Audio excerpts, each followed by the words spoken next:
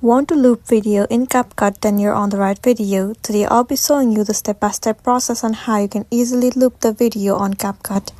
First thing first, head over to your application CapCut. Make sure that you are logged in into a specific account. Once you're in the home page of CapCut, you need to click on New Video. It'll open up your gallery. From the gallery section, choose any of the video that you want to loop. Once you've selected, tap on Add.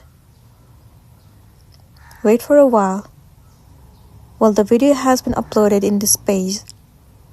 Now, in order for you to loop the video, all you gotta do is click on the video and swipe all the way to the left until you see the option of duplicate.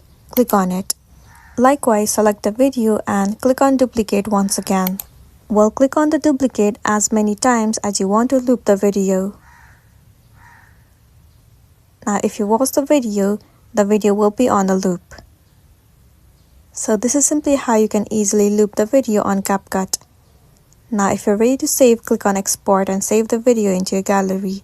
That's the end of the video. If this video helped you, give it a like and check out our next tutorial. Thank you.